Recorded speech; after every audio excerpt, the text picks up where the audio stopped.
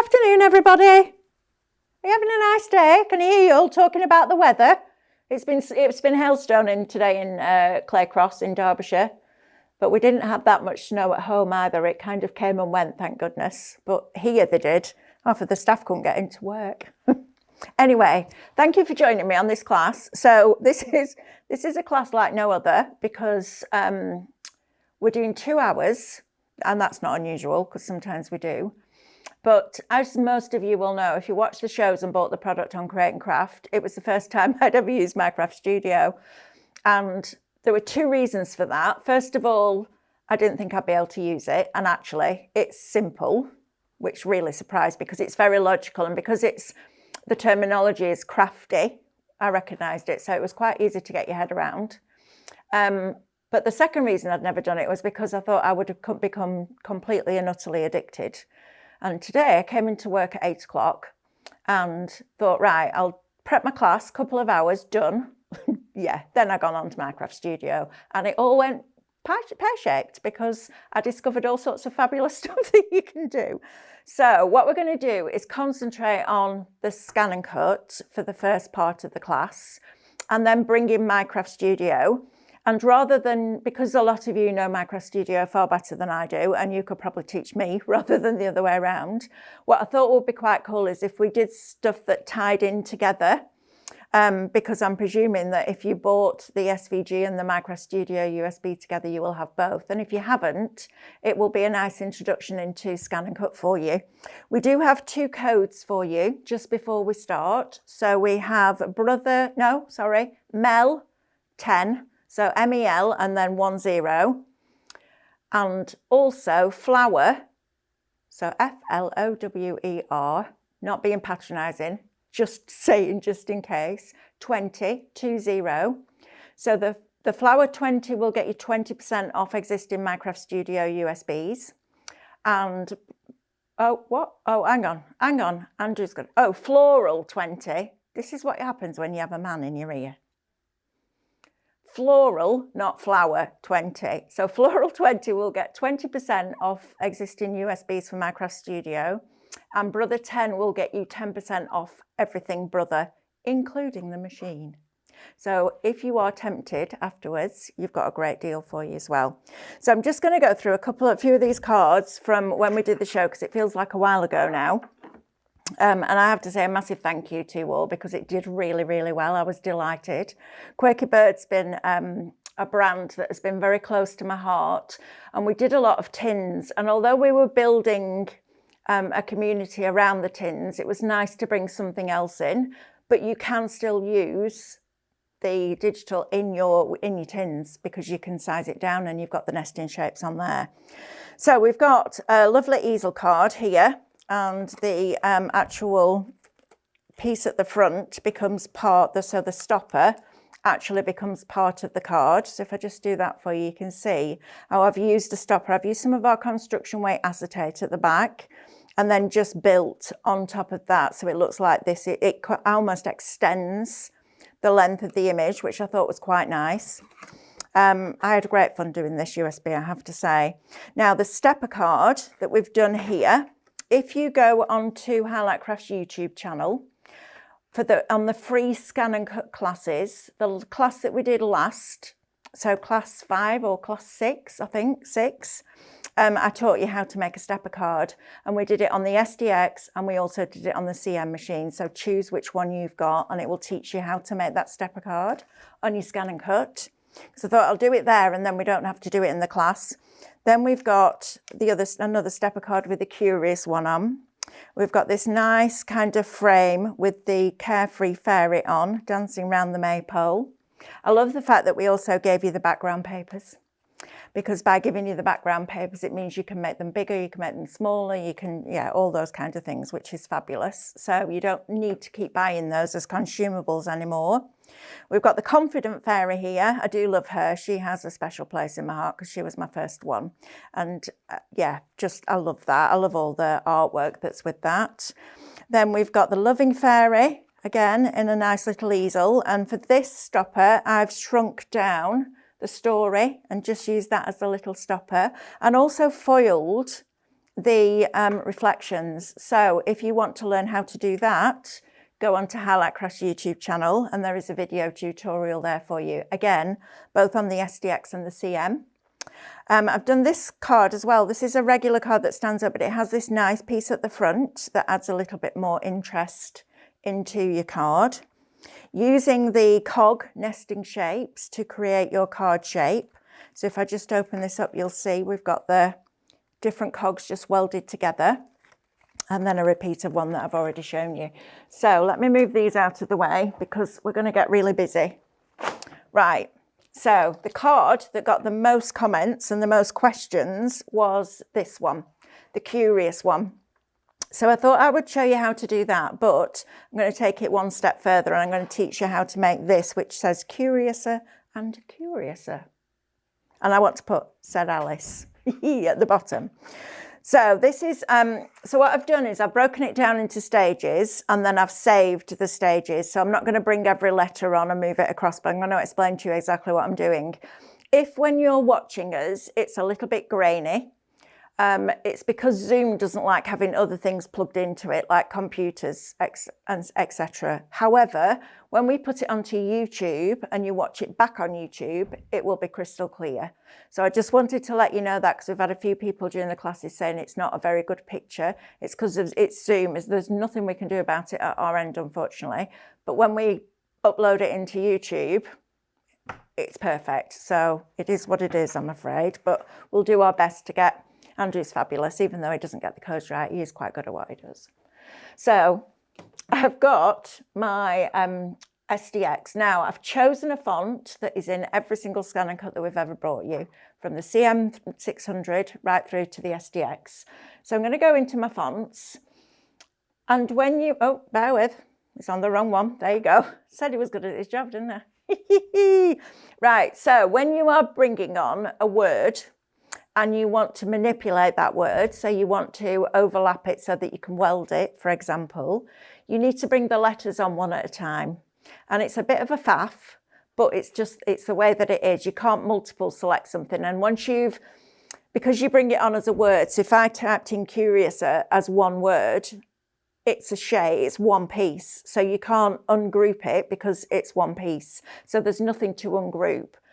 So the way that we do it is we bring on the first letter and press OK and set it on the mat. And then you go back into your patterns and you go back into your font and then you choose the next letter, you press OK and you set that on the mat. And then add back into your patterns, back into your font, and then you want R, and you continue until you've got the letters that you want. I don't even think, and I need to try this actually, if you type in curious or any word, if you take it into Canvas, I think it might ungroup it for you. But then you have to go in and you have to, so for example, on the R, you would have to drag a box around the R and group that together because it will also separate that little landlocked area in the middle because it doesn't see it as a hole, it sees it, or an aperture, it sees it as a shape on top of the letter. So once you've done that bit, I'm going to jump onto my USB because I've saved the letters because I didn't think you'd want to sit there and watch me do that. There's too much more exciting stuff to do. So I'm going to just find the file that I did this morning and I'll bring this on here. So you'll be able to see if I zoom in now. So if I go to edit and zoom in for you, you'll be able to see that I've got all my letters on here. And it's really interesting because some of the letters will come on at slightly different sizes than others. And it's because of the way that the letter is formed. So when you're doing something like this, what I will always do is multiple select everything that's on the mat, press OK, go into my directional arrow buttons and my alignment function at the top. If you're working on a CM machine that does not have this function, you need to do an update because it's been available for about 6 years.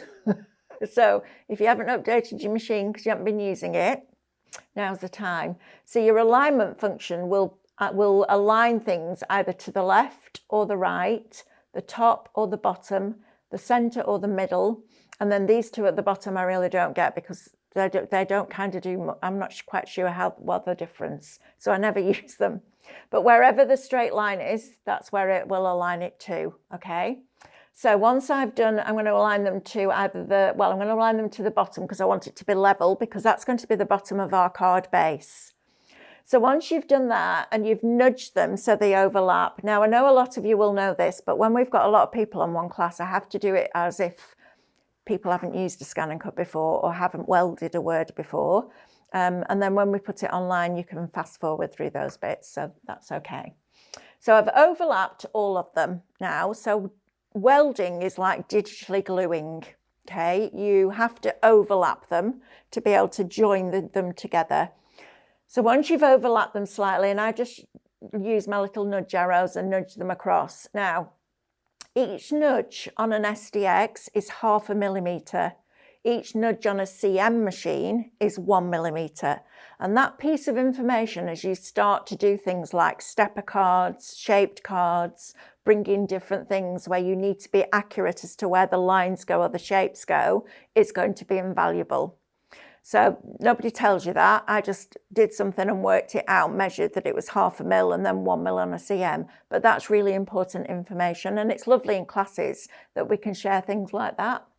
So I've selected them all. I'm just going to go to Object, Edit, and I'm going to weld them together.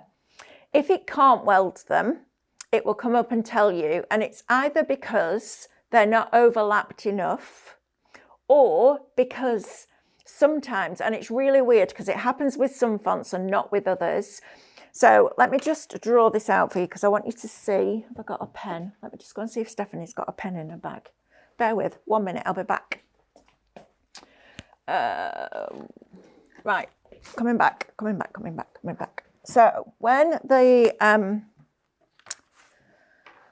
scan and cut sees something like, so a letter R, for example, we see this as a letter R and that piece has been cut away. The scan and cut doesn't see it like that.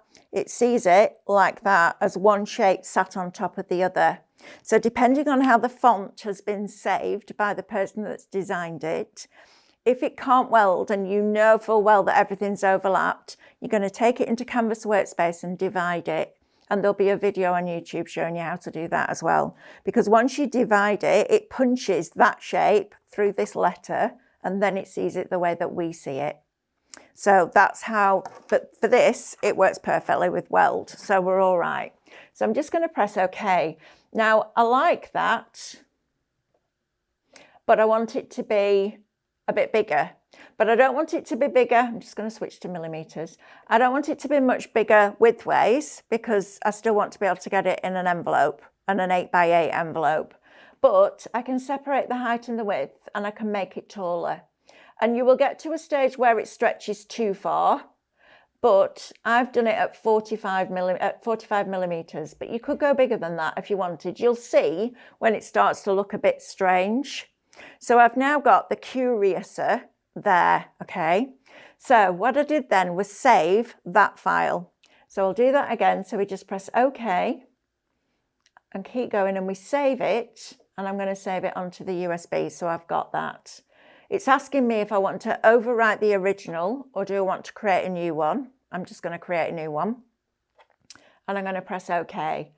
So if I press Home now and OK and retrieve the next file that I've created from the USB, and I've been doing all sorts this morning, my head has been absolutely full of Micro Studio today, and I've got all this, and I know I'm not going to sleep tonight because I've got all this stuff coming in my head. I'm thinking I can use Micro Studio to create a tile background that has all these black images in that you can then scan in and create a cutting file of, so that when you print it out and with colour in it, you can then use it as I've got all sorts going on in my head. So as I come up with new stuff, what I'll try and do is, if Andrew and I are in at the same time, we'll do little clips and little videos of how you can use them together, because I think it's going to be really exciting. So I'm going to bring on this file. I'm very excited about it. And you'll see that what I've done is I brought on A, N and D and did exactly the same thing that we've just done. And it starts to look quite strange because you lose the right-hand side of the N in with the D, but actually when you cut it all out, it works, it's fine. And then I duplicated the Curiouser. So to do that, we just go to Edit, go to Object, Edit, and this button here is your duplicate. If there was one thing I could change on Scan and Cut, that would say quantity and not number, because to me a number is a number and a quantity is an amount. But that's how you would do it. You just ask it to do 2 and it will put 2 on your mat. So the next thing that I did, and I'm just going to move these over like this so that I can then show you how I do this bit. So I'm going to zoom in and I'm going to use the arrows here. Now on an SDX, you have these arrows on your zoom in screen. On your CM, you don't. So what I would suggest you do on your CM is just manually do it, drag them up, zoom in, make sure you're happy with it. And then the next bit you can absolutely do in the same way. It's one of those things that they added as an extra thing. Right, so I'm going to nudge that up and I'm going to bring that one down because that's far too much overlap there. And I have to say the SDX does move a little bit faster with these buttons than the CM does. I'm not sure that that's a good thing or not, but that's the way it does. So we've now got, and I'm quite happy with that. So I've got that positioning now, so I can see where it overlaps quite clearly. And then to align them, we're going to do the same thing again. So we're going to multiple select everything that's on the mat, press OK, go to Object, Edit, and you can do your alignment function here as well. So not just from the directional arrows, but it's also in your edit screen as well. So I'm going to align it just centrally, vertically. So that "and" now is directly in the middle of those 2 Curiouser words. And I've looked at Curiouser all morning thinking, I'm sure I've misspelt that, but it looks really strange when it's all welded together. I don't think I have, but you never know. So now what I want to do is weld this. But before we do that, I want to save it. So I'm going to press OK and save it, and I'm going to save it into the USB. I'm just going to save it as a new file. And the reason that I've done that is because I want to come back to it to create other files from it. So we're going to go to Edit, and we've selected everything already. So now all I need to do is weld that together. So I've now got the basis for my card. Okay, so if I just bring in what I have done, it looks like this. So you've now got Curiouser and Curiouser, and that is going to be the piece that we're going to cut out of here. Okay, so we're going to scan in this paper and we're going to cut that out. But just before we do that, I'm going to show you the next couple of steps, because then while this is cutting, I can be gluing those together. So I really wanted, if I bring in the actual card itself, I really wanted to have a red layer that sat behind the Curiouser and Curiouser phrase, because I didn't just want it to be that, I wanted it to have a bit more oomph about it. And I love the fact that now it's quite thick, and I've done the same on the back as I have on the front. So I'm going to show you how to do this. And I thought, well, do I need to do that? Because the writing's backwards, but it's Alice in Wonderland, so anything goes really, I think. And I quite like the idea that it's done on both sides, and it gave me something else to teach you as well. So we've got this. Now then, on your SDX, you have this, which is called it gives you an outward offset line. On a CM machine, you don't have that, so you will have to do the next bit in Canvas Workspace, which I can actually, which is the best way to do that? I can probably show you. Oh, I can't show you on that computer because it hasn't got any internet. What I'll do is I'll do a little clip and we'll put it up for you on how to do it. Because when you take it into Canvas Workspace, it will separate all these pieces. So you'll have to create an inward offset line on the aperture bits, the landlocked areas, and an outward offset line on the main bit. But I promise you, I will do a little video for you and we'll put it up. We will have covered it in one of the classes, but I will also show you. Right, so what I want now is I want to cut that out of the paper, but I want to create the red layer. So what I'm going to do is use this offset button. Now, really cleverly, on your SDX, when you use the offset function, so if it doesn't say a minus there, it means it's an outward offset line, so it's bigger. it automatically makes the inside bits smaller so that you see, if I just grab the red bits that are under here so you can see. Which one do I want? This one. So you can see then that where the E is there and the R is there, it's made this part smaller, but this outside edge bigger. And it does it automatically. If it doesn't, it's because your letters need dividing. So those apertures need punching through. So it's super, super simple to do. But I wanted this at 2 millimeters. So I'm going to take it to 2 millimeters. I'm going to press OK. So it actions that request. And then I'm going to move that out of the way. And I'm now left with that. So then I cut 2 of those for my red. So I can get rid of that one because I've saved it. Have I saved it? I have saved it, yeah. It's one of those days today when my brain is so full of stuff. I'm having to really, really concentrate now. So we've got, this is our matte layer. Okay, so I then cut 2 of those. So I went to Object Edit and duplicated it and asked it to do 2 and pressed OK. And then I flipped one of them so that I had one facing the correct way, which goes behind the writing on the front like that. And then one that when I turn this card over is backwards. So it fits on the back, which I think is really quite cool. I like the fact that I've done it on the back. It's just those little things that finish it off, especially if you're making to sell. I think it's a really nice idea to do the back as well. So to get the actual card shape itself, which is kind of like that, where it's the actual card shape itself rather than the pieces that go on top, I would save that as a file. And this is why I said to you, save your files as you go along, because you're going to want to go back to them. And if you haven't saved them, you've then got to start again, and that is a little bit frustrating. So if I bring this in again now, this is the one that we hadn't welded. So I'm going to weld it first. So I'm going to Edit, Multiple Select, everything on the mat, press OK, go to Object Edit and weld it. Now the red one, the red layer that we've just talked about, was 2 mil bigger. I want the craft one to be 2 mil bigger than the red, but I always work from the original file just because it's got that original shape. So instead of taking it 2 millimeters from the offset one, I'm taking it 4 millimeters from the original one. And that's just the way that I like to work it. I find it's a bit more accurate.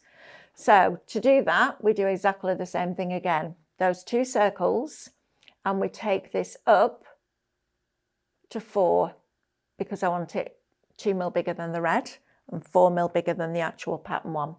So now when I press OK, I have now got my original one, which I can pop in the bin. And I also have my card shape. And it's really fine detail down here. It looks like a straight line. It really is. It literally just puts that cut line in there. So it's putting that detail in, but without taking any of the card out. So it worked really, really well for this because I like the idea that you've still got those lines in there. It adds that little bit of detail in. So the next thing we need to do is weld these together. So to do this, we go to Object Edit and we duplicate, and we have 2, and we press OK. So the first thing we're going to do is move this one to the top. And what we need to do is flip this because it needs to be back to front and upside down. Okay, so I'm going to flip it first so it's back to front, and then I'm going to take it so that it's upside down. So I'm going to rotate it by 180 degrees. So I've now got, I'm going to bring that one to the top and this one to the bottom. So I've now got 2 that line up perfectly. You can see there, look how that straight line lines up perfectly. It goes straight down that screen. And you can align it to the left-hand side or the right-hand side. But if you just push it up against the screen, the edge of the mat rather on your screen, then you'll know that it's lined up. And to make sure that I'm going to get as much of the card as I can, I'm going to nudge this up here like that. So it's just overlapping because I don't want to take too much of the word away. However, Before I weld this, I'm also going to save this one. So I'm going to press OK and save it before I weld it. And you'll see why in a minute. I always do this. I always make sure that I do this, because of the number of times that I've designed something, it might have taken me half an hour to do it and then I haven't saved it. And then I've got to it and thought, I need that again. And I've had to start again. So it's always worth saving it. You can always delete them off the USB and open that space up again if you want to. You can also delete them out of the machine's memory if you want to do that. But I would rather you oversaved than didn't save it and wasted time. And we do sell the compatible USBs on our website. I think they're $4.99, something like that. So you can get one of those there, because it doesn't work with every single type of USB. So now I've done that, I'm going to weld these two together here. Okay, so I'm going to edit, multiple select, everything on the mat, press OK, go to object edit and weld. And you know what? Scan and cut is really repetitive. And I mean like really repetitive. So the more you use it, the quicker you learn it, because you don't have hundreds of different things to learn. Once you've learned the basics and then you understand how the machine sees things, that's when you start to get even more creative with it. And that's why we do our free classes, which you're all very welcome to come and join. I think the next one is next Monday. So I've now got my card shape. So I'm going to go to the bits that I have already cut out, because I didn't think you'd want to be seeing that in the middle of a class, because that would be a bit boring. So I have got my card shape here. So you can see I've got curious and curiouser, and then curiouser and curiouser. So it looks quite strange. It looks like some weird box shape, doesn't it? But it's actually the word. So all I then do, you could, now, two things. First of all, my brain's going too fast for my mouth. When I saved that before I welded it, it said it includes a grouped pattern. And if you're wondering why it says that, it's because when you create an offset, it does it as in separate pieces. So when I've created an offset, it keeps it grouped. It comes up as being grouped. So you can ungroup it and manipulate it further if you want to.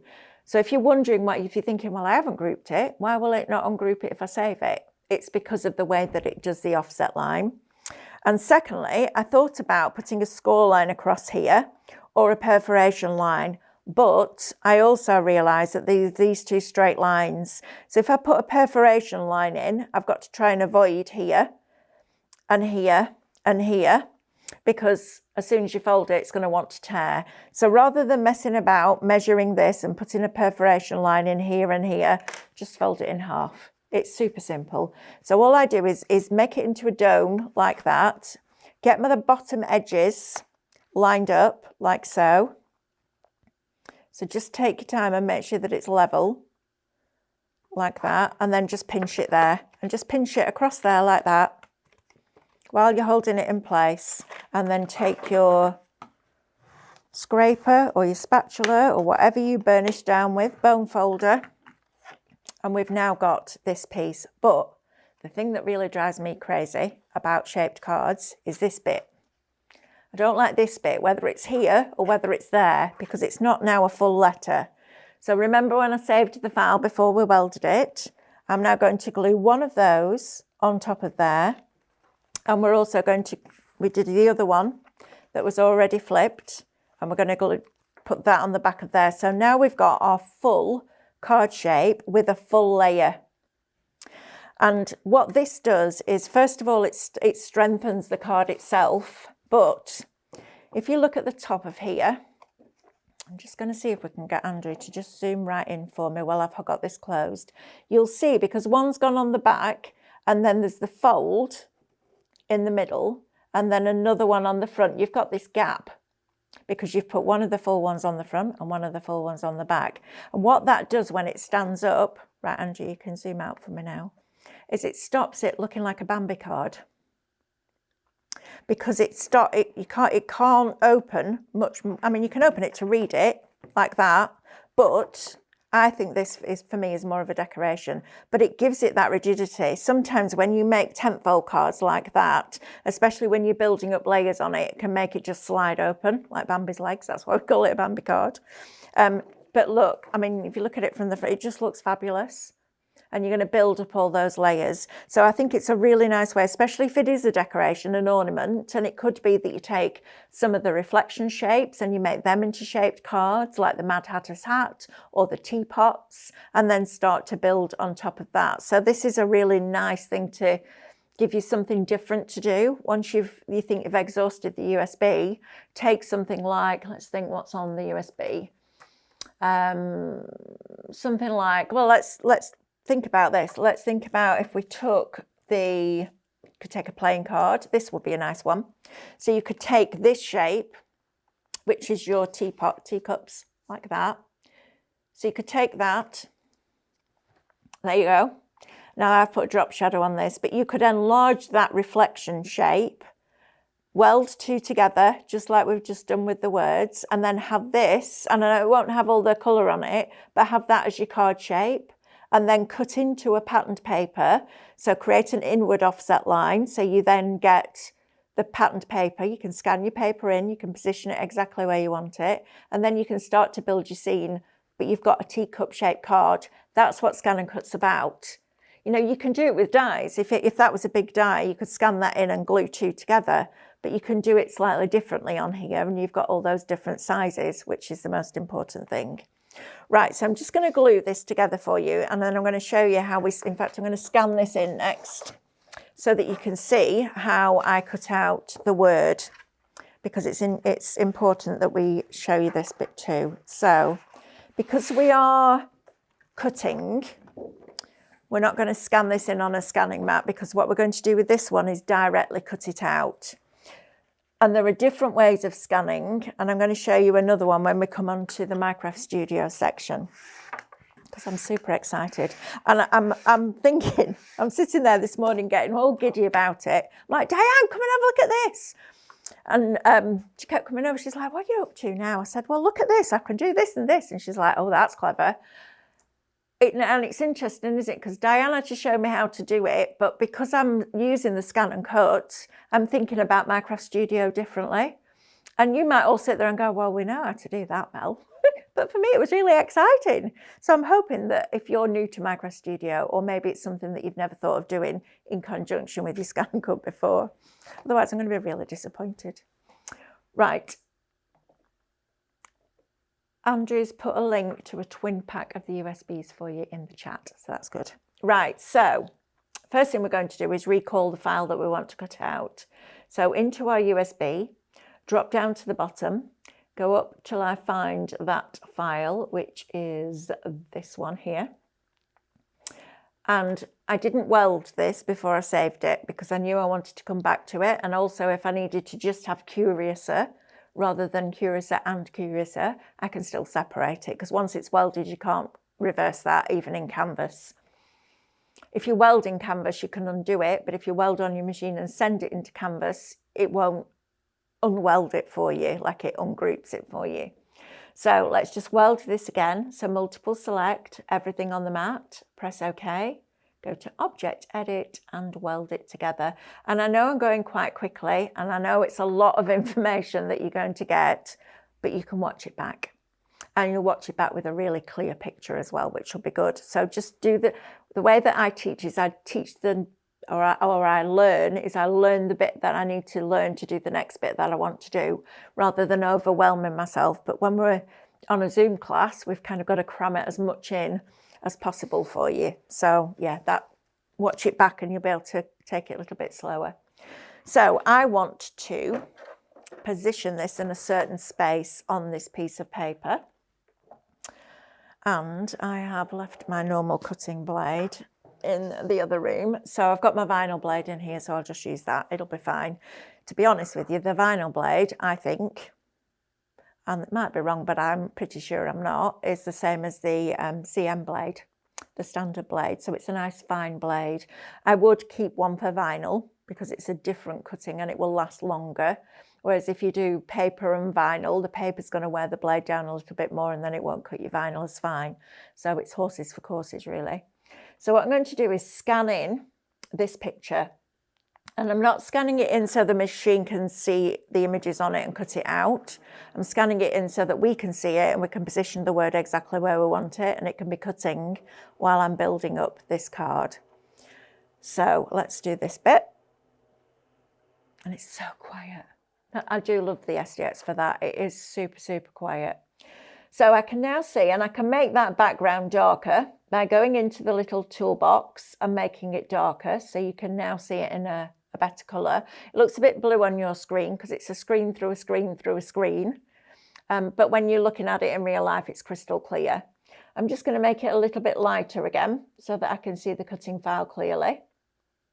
And I'm going to move this over here and I'm going to drop it down here like that. So I'm going to take it as far down as I can get because I want that fabulous path going through the middle of the words. I want a little bit of a lighter area here.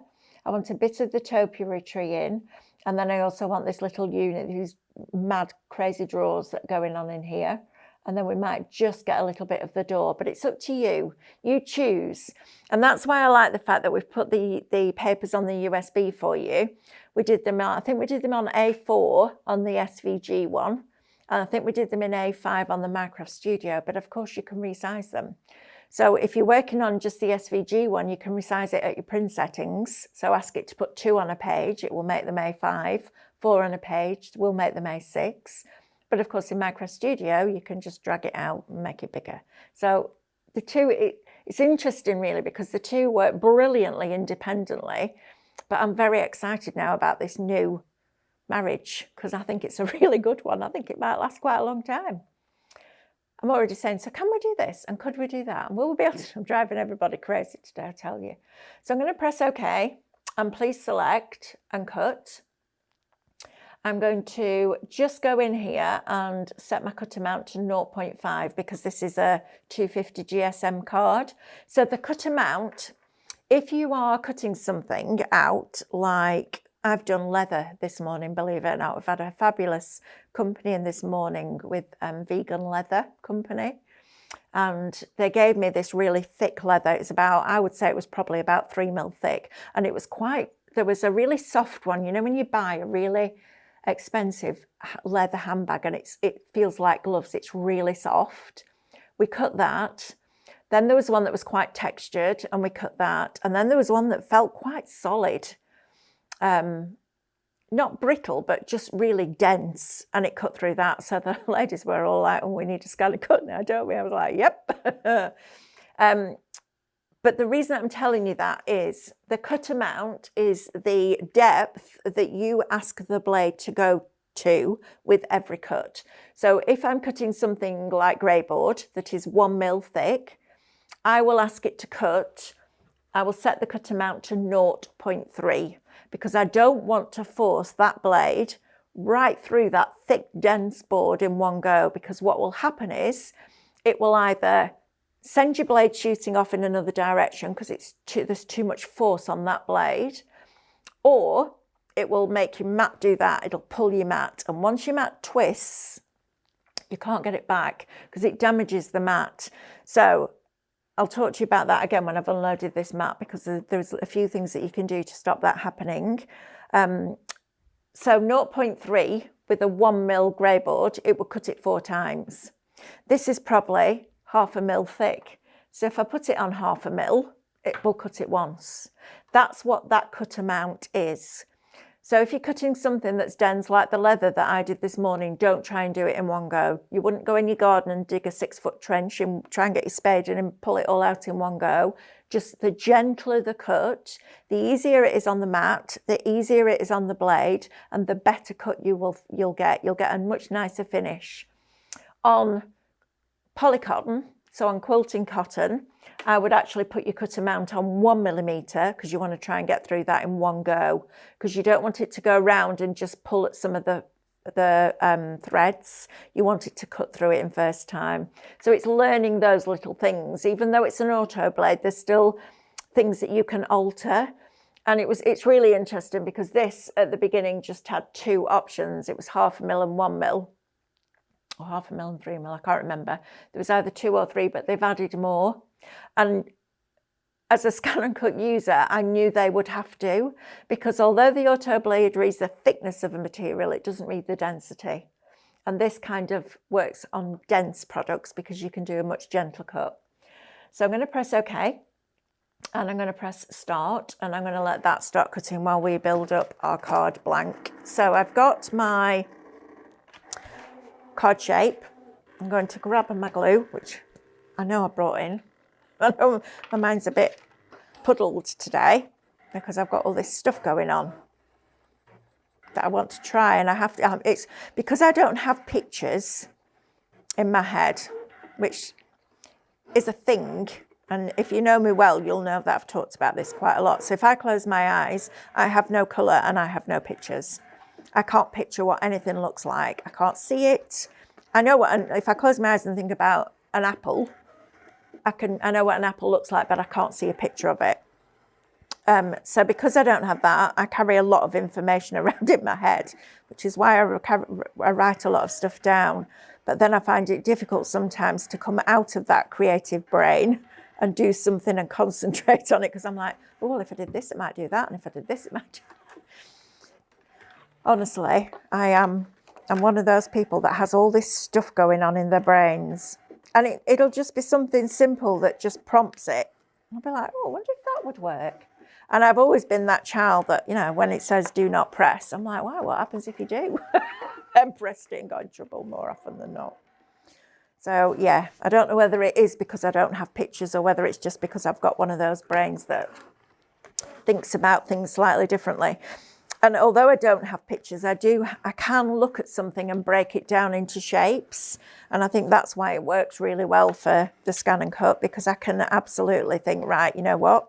That's a triangle welded to a square, but I can't weld a triangle to a square and get it perfect because there's no overlap.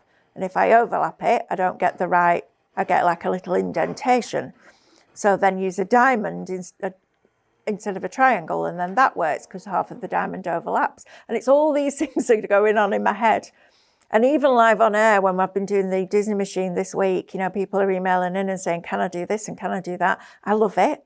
It's my favourite thing because I love seeing if I can make something that doesn't do it naturally, do it like the Scan and Cut. And that's my favourite thing. So anything like that, any challenges, how do I make this? What do I do with that? Please email me because I love that kind of thing. And also, if you are joining our free classes, our free monthly classes, we do one every month. We do an hour at 5:30 till 6:30 for SDX users. And then we do another hour at 7 till 8 for CM users. And then the classes are also put on YouTube for you as well, because I want everybody to feel as passionate about this machine as I do, because it's absolutely brilliant and it just keeps getting better.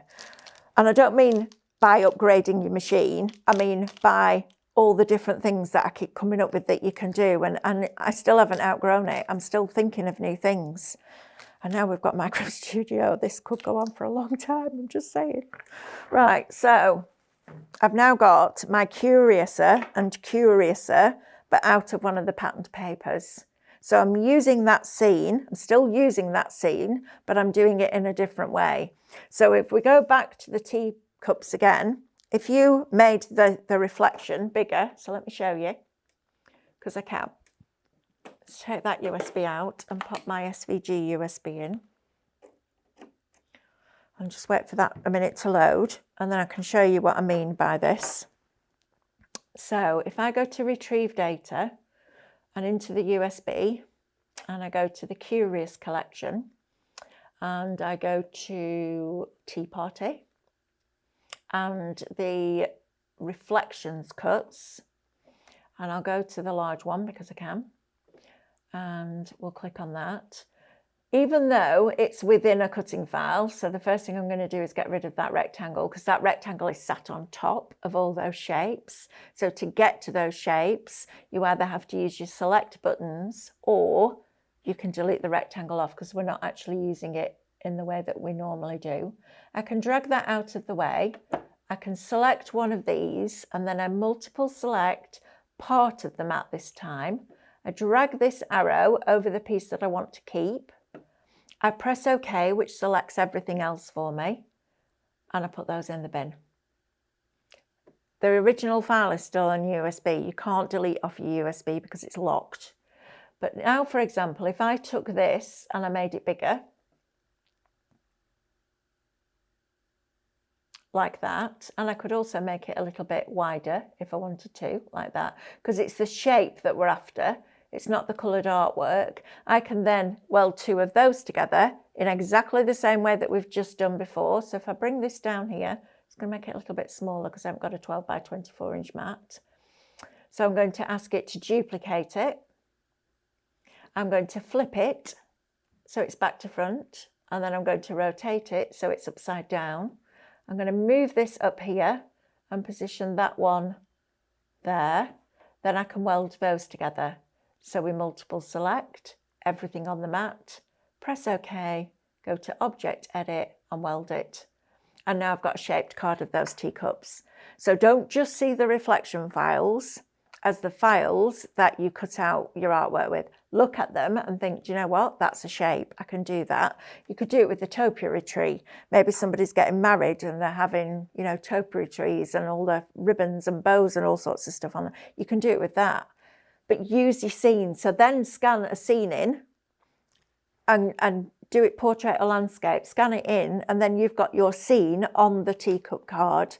So then you can start to build in. It gives you a different shape card, which I think is really cool. Might just be me, but I think that's a lovely thing to do. So then all I did was added the red in here, and then I added in the, let's do it the other way around. So we've got the right sides forward so that you can see. So the red then went onto there like that. And then I took the word itself and I cut another one of these out of black card. So if I bring this in, and it needed for me a little bit more separation, if you like. When you're putting colour on colour on colour, you need to separate it. And more often than not, you'll see me go around edges with a alcohol marker and just separate those layers. But because this is quite a tricky, intricate shape, you'll find that you can't get right into those little pointy bits there with an alcohol marker. I tried going in with a fine liner, but that didn't look right either. It looked a little bit messy. And the reason is that when you cut into a piece of card, so this is obviously printed on a piece of white card, once you've broken that edge of that card with a blade, when you put something like an alcohol pen or ink, if it's a wet medium like alcohol ink, even though it's in a pen, it's quite fluid. It's different to an ink pad. When you put it on there, what happens with that open edge is the fibres are exposed and it sinks in. So you end up getting it a little bit patchy around the edges and it looks like you haven't done a proper job. So you could go in and faux stitch if you wanted to and just do some faux stitching with a pen, but actually just cutting another one out of black in exactly the same size and just slightly offsetting it just makes these letters separate out a little bit more. And also because we've got black in the background, especially on this checkered area here, and we're also going to have it on some of the embellishments, it ties the black in, so it brings it in. And black is a really important colour in craft because when you're, and I'll tell you who do this brilliantly, Graphic 45. When you look at a lot of Graphic 45 products, it's on a black background. And they put it on a black background because anything dark will put whatever you put on top of it, it'll push it forward. So it makes it more prominent because the black pulls back and it pushes forward all that colour. If you put it onto something light, the light will pull back that colour so it sinks in a little bit more rather than standing out. And it's just little tips like that that you pick up along your crafting journey. And it just helps you think, right, well, I'm matting and layering. What shall I do? Well, use your darkest colour in the back and make everything else pull forward. It's also really good for when you're scrapbooking as well. So one of the best things that I learned was we went on a scrapbook course in the US. Gosh, that must be, oh, wow, that's making me quite scared now. That must be, I would say, 15 years ago. God, it feels like it was like 3 years ago. That's quite scary. And we went onto this scrapbook course, and I was already teaching scrapbooking, but this course was amazing. And we are going to try and do some classes here for scrapbooking as well in our academy. But the guy who taught us said, if you have a photograph of a little girl with a yellow flower in her hair, and the photograph is about the yellow flower, or the story behind the photograph is about the yellow flower, matte it on yellow. Because instantly, if you matte it on yellow, it will pull your eye to that yellow flower. If it's about the little girl with the yellow flower in her hair, that's what the story's about, matte it on a card that's as close to her skin tone as you can get, because then you'll see her face. Try it. Get a photograph and get all different colours of cards that are in that photograph and put it on those different colours, and it will pick out, you'll instantly see how it works. It's so clever. And it's even in your card making as well. You know, if you've got loads of colours and you're thinking, right, what's the prominent bit? So maybe you've got a really busy picture and it's got a certain area that you really want to highlight, matte it on that colour. Have a try next time you're making a card, try it, because it's fascinating. It's all colour theory. I love stuff like that. So yeah, it's just a great thing to know. So adding that black in, and I'm just going to bring this in now so that we can start to decorate this, and then we can get on to Micro Studio. We're going to bring all these little bits in that I cut this morning. So I am assuming that you've all cut out a reflection, and that's not right. That's wrong of me. So I'm going to show you how you cut a reflection out. I'm not going to cut it, but I will show you how you line it up, because that's not the right thing for me to do, is to just assume.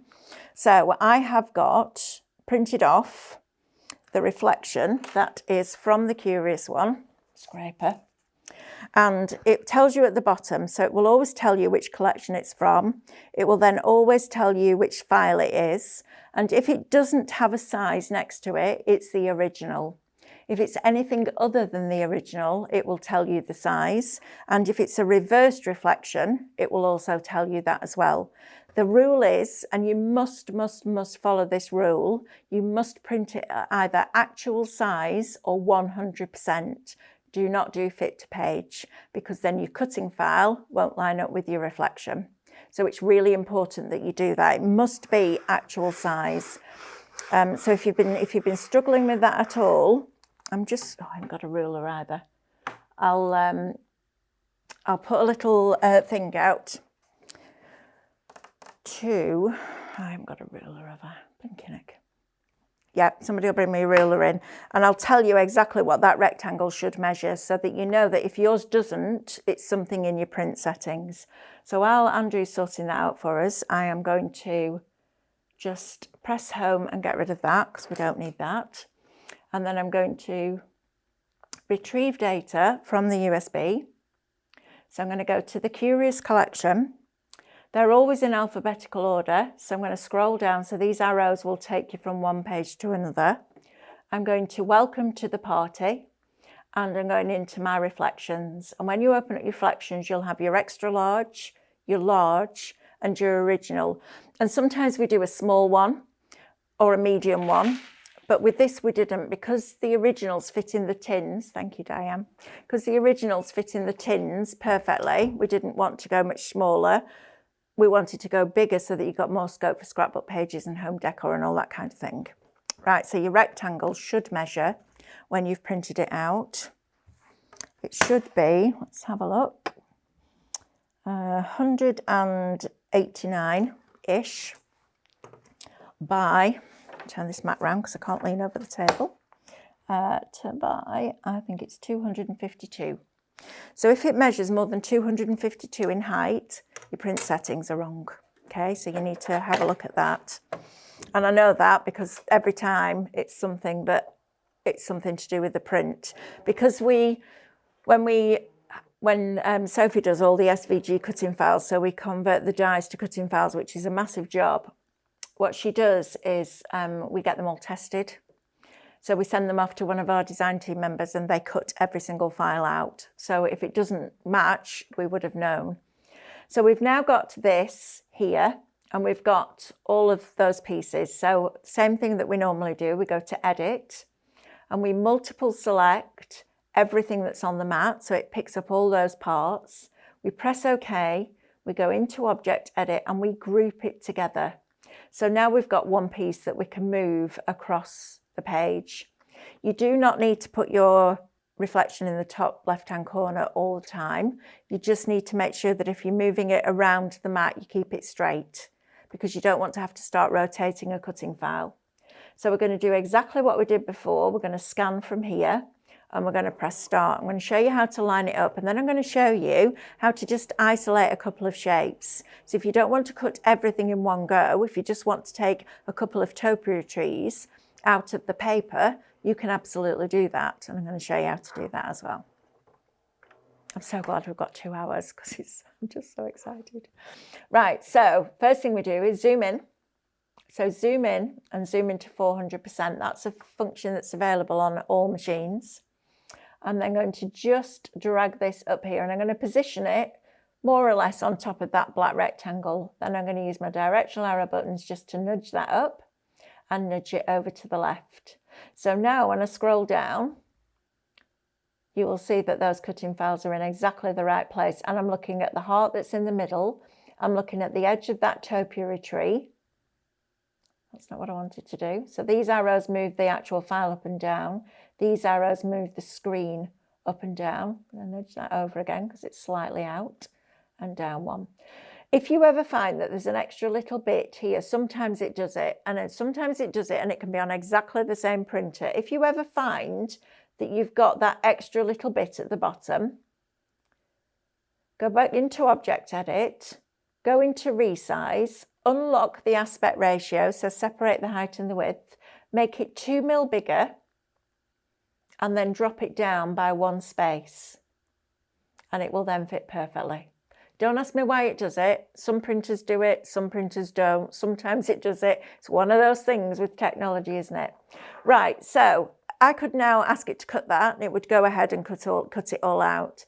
I always recommend printing on a lighter weight paper with a scan and cut.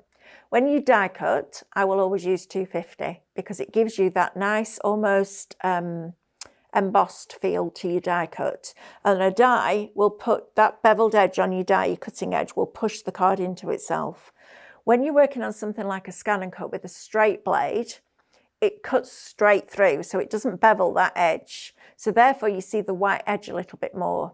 So if you're decoupaging things up, you want that white edge to be as minimal as possible because it distracts from the beauty of the image that you're using. So using a lighter weight paper, I find a 140, something like that, you don't get that harsh white edge. So it's just something for you to think about. However, if I just want to cut these 2 topiary trees out here, if I go to OK now, and I go to Object Edit, and you must do this bit. If you don't do this bit, it doesn't work. Ungroup it and tap the screen.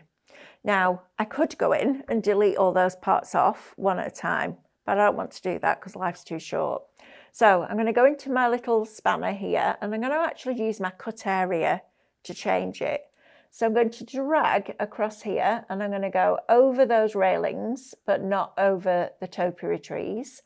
And then with this arrow, I'm going to pull it all the way over here, so I go over the edge of that archway, but not over the topiary tree. So now when I press OK, it's just found those 2, because as soon as you drag over something and grey it out, it can't see it, so it ignores it. So when I now press OK, and I say, please select and cut, it tells you there's a pattern out of the effective area, because there is, because you've changed that cutting area. But the really cool thing is it says the pattern cannot be cut or drawn. We don't want it to be done, but it does say OK to continue. So when you press OK, it won't cut what you've greyed out, but it will cut those 2 little topiary trees for you. And just to show you, I'm going to drop this down to 0.3 mil because I'm working on a thinner paper, and just press start. And now it will go ahead and just cut out those 2 topiary trees. So what that means is, either if you're somebody like me that likes to cut everything out and keep it in boxes, fine, cut the whole thing out. If you're somebody that likes to keep things in a full sheet or part sheet and in a folder so that it's not getting damaged or creased or stood on or mixed up, then absolutely you can do it this way. And by pulling, but you have to ungroup it, because if you don't ungroup it, when you drag the arrows over, you're dragging it over the whole thing. So it will just ignore everything. By ungrouping it and dragging it over the outside rectangle and the pieces that you don't want, it saves that rectangle. It keeps it part of the original sheet. So when you then go in and scan it in to do the rest of it, it's still, you can still use that rectangle to line it up. But if I just move this now, I love stuff like this. I love it. It's so clever, isn't it? Look, it's just cut those two out. And this is what I mean when I go on TV and I say to you, the more you learn the scan and cut and the more you understand how it sees things and how you can make it see things, which is even more exciting, the more creative it will become for you. So it's not one of those products that's super creative at the beginning because you have to learn it a little bit. But then the more you learn it, the more creative it becomes because you can make it do other things. And that's what I love. Somebody's asked how they get the black outline on their images when they print them out. Well, it will come with it. So when you go into your USB, so let me just answer that question for you. Let me put my cut area back. So just drag those arrows out and press OK.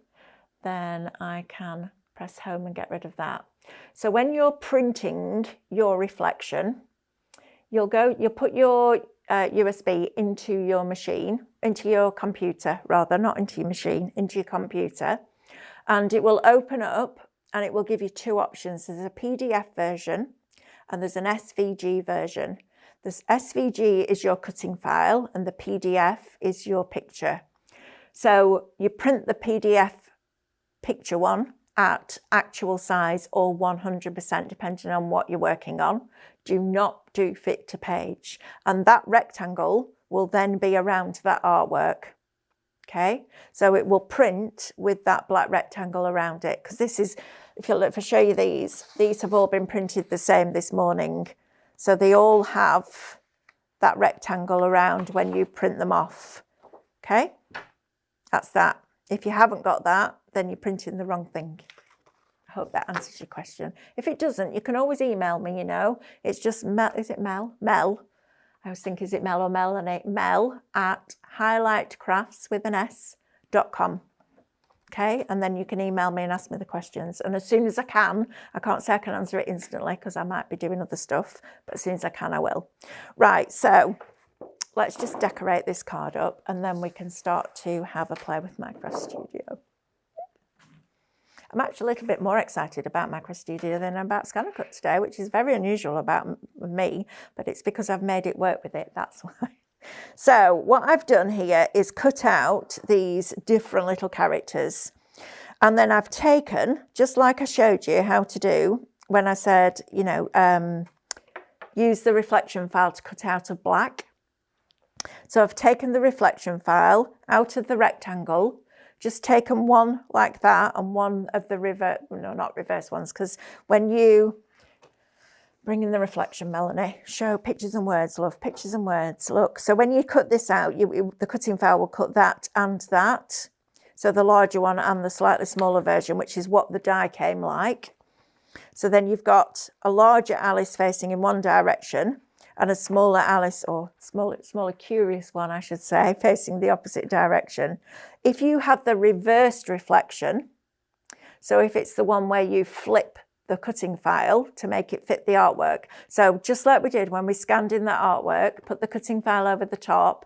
If it says on the bottom, reverse reflection, you need to flip the file. So to do that, let me just bring one on for you and then I can show you because you need to know that as well. I'm trying to cover as much as I can in one class for you. So reflections. So let's just bring on the large one because it doesn't really matter which one.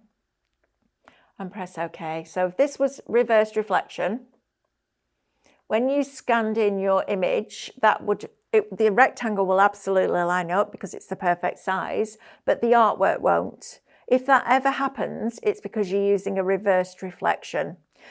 So rather than putting the reversed reflections, the cutting files on twice, all you need to do is this button here is either mirror or flip, whichever you prefer to call it. Brother call it mirror, I call it flip, whichever you prefer. but that's how you will change the artwork. So you'll line it up, and then once that rectangle's lined up, you'll flip it, or you can flip it first. It's entirely up to you, but that's how you work the reverse reflections. Right, so let's get decorating. So what I do is I cut all my stuff out first. And again, this is because I can't see pictures in my head.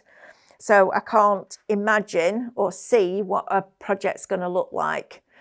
Whereas when I've got all my little bits and pieces in front of me, it's much easier for me to go, right, I like the topiary tree there and I like the little Alice there.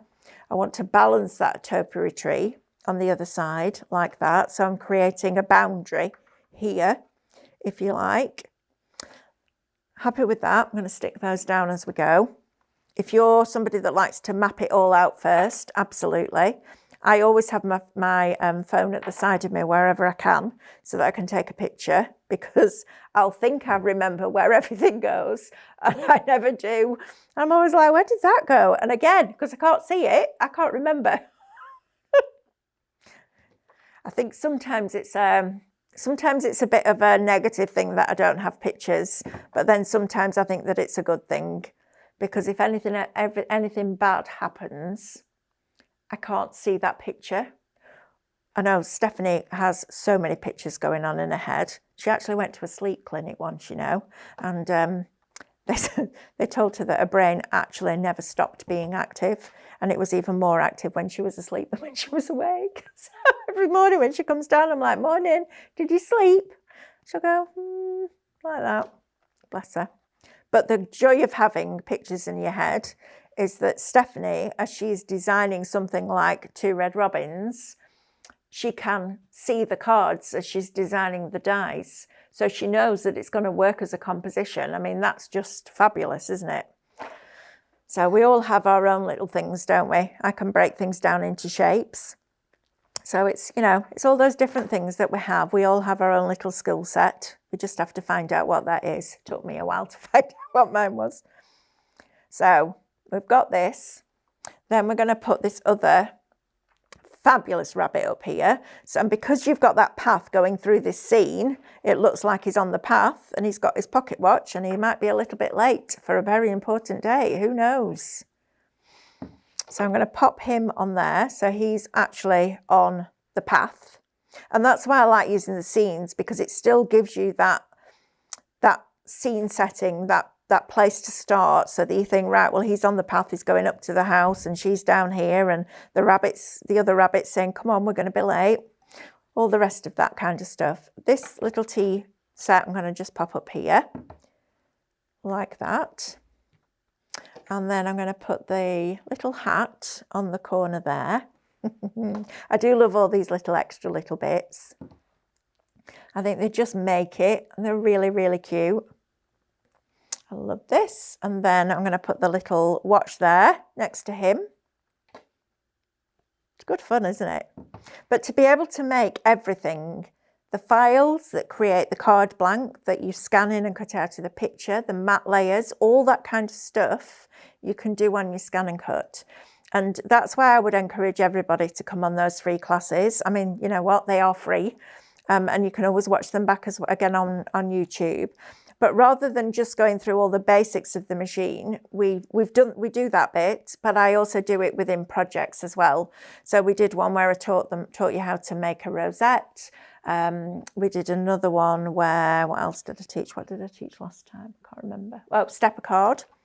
So rather than just learning what the buttons do, like we did on the education, what we're now doing is giving you little projects so that when you're making something, it's ending up as a project, because that's what you want to do, isn't it? You want to get into the crafty bit. You want to actually make something. So if you can learn and make at the same time, that's the perfect combination. Right, so I'm quite happy with that now. So we've got our little card.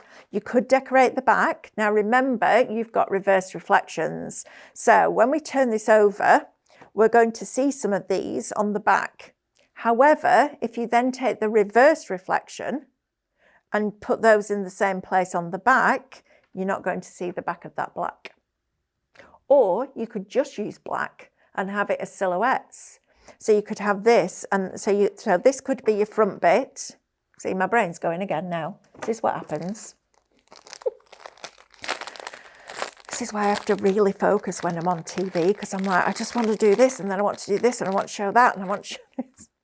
So if this was your card, forget that you've got all this colour on, you could just put position silhouettes at the back, and that's not a particularly good silhouette to show you. But, you know, if you had one of Alice, or the Curious one, you have to keep remembering to say the Curious one, you know, you can start to just build in black and white, black elements as well, which would look really cool. If you want that little bit darker look to Alice, I think that would be really quite cool to do.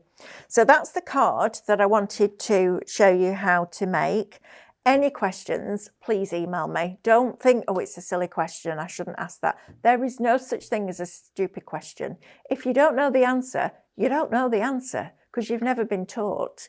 You know, we all went to school at one point not being able to read. Now we can read. So it's a learning curve. And I will ask as, you know, as simple questions as possible. It doesn't bother me. I'm like, yeah, ask away. Whatever you want to know, ask away.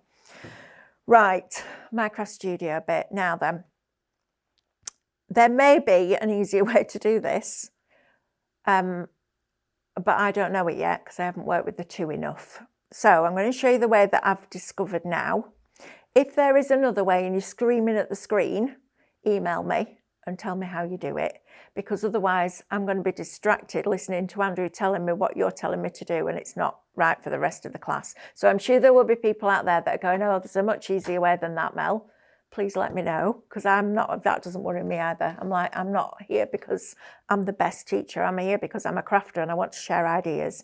And it's always lovely when you share them back. So yeah, if I'm doing something ridiculous and you're thinking, why are you doing it that way around? Please tell me. I won't be offended at all.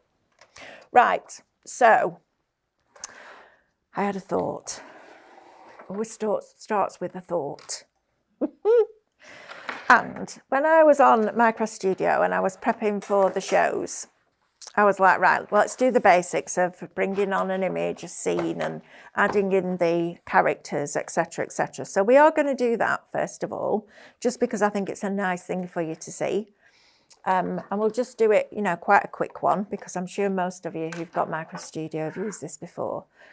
But so Diane is going to do a little video for you of how to install the USB onto your computer. It's super simple. I managed to do it. I managed to install Minecraft Studio onto my laptop. I was very impressed with myself without asking for any help. And I know it's really easy, but when you don't do computers, it's like, ooh, okay. And then she'll show you how to load up the USB. But once you've got the USB in your artwork, so my artwork here, you can see that Diane's bought all these different ones on. So there's lots and lots of different ones. And I would absolutely recommend getting the Watch, Learn, Create USB from Diane. Now, I wonder if that will get you the 20% discount, Andrew. Do you think we can make that happen? I think we can we'll try and make it happen. But it is a Minecraft Studio USB, but I think it's under Craftmaster, isn't it? Is it? I don't know. Anyway, we'll have a look and we'll make sure that that happens.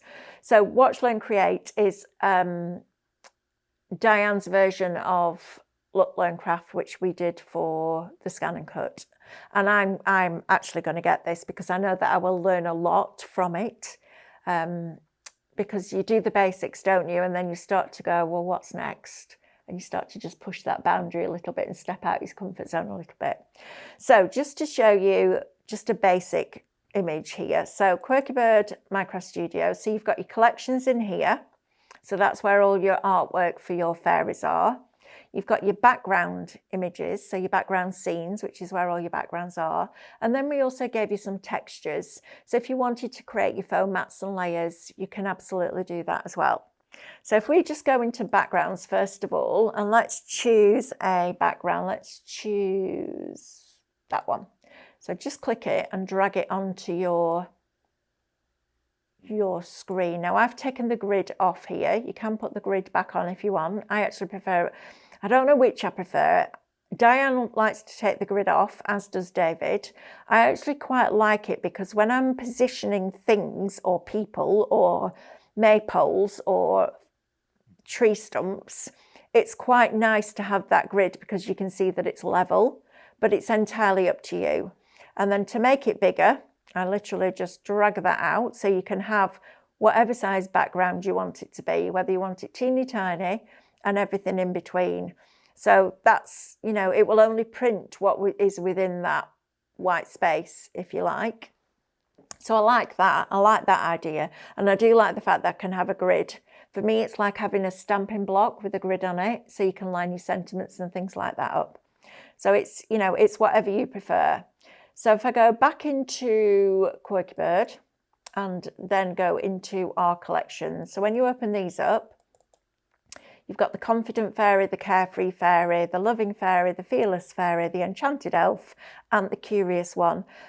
And just so that you know, and it won't happen immediately, rather than waiting for another 6 collections to go on another USB, we are going to convert the files for the Fairy Godmother and the Curiosity Shop to MicroStudio files and SVG files. It's probably 2 or 3 weeks away. We've got to wait for somebody to have a gap in their work schedule, and then you'll be able to buy them as a download from us. So you'll be able to create with them straight away, which is good.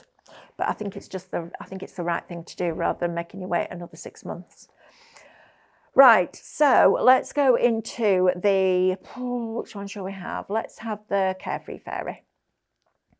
So you've then got your scene building, your reflections, and your digi-stamps. So digi-stamps on here are super cool because you can print those off and you can colour them in. We're going to go into scene building, and this is where all your artwork is. So these were all originally dies. So I'm going to bring in, let's start with some florals. So let's bring this one in first of all, and we'll start to build our scene down here. So I'm going to bring this in, and of course you can mix and match.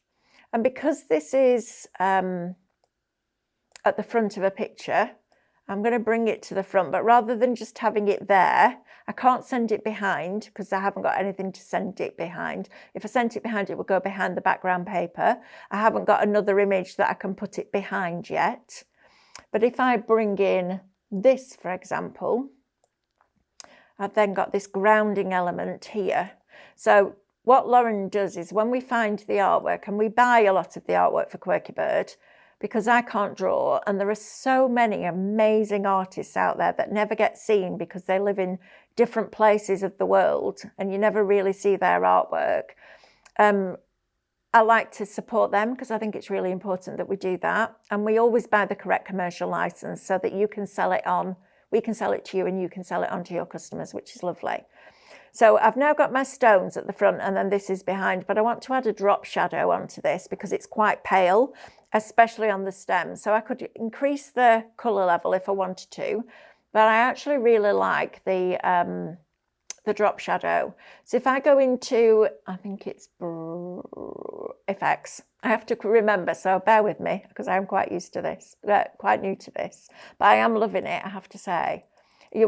Some of you were really funny because you was like, Mel, I can't believe you've never used Minecraft Studio. I've been doing this for years. I'm like, I know I'm behind the times. But now I'm on it.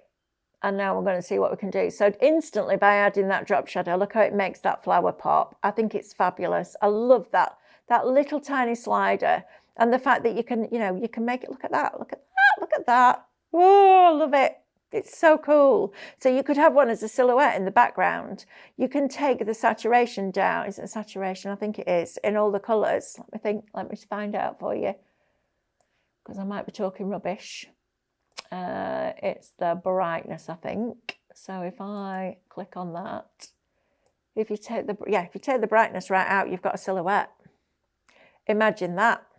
Imagine silhouettes on printed out, and then you can have them on a background printed. Oh, just so many things. Right, so I have to focus now and get on with the bit that I'm doing.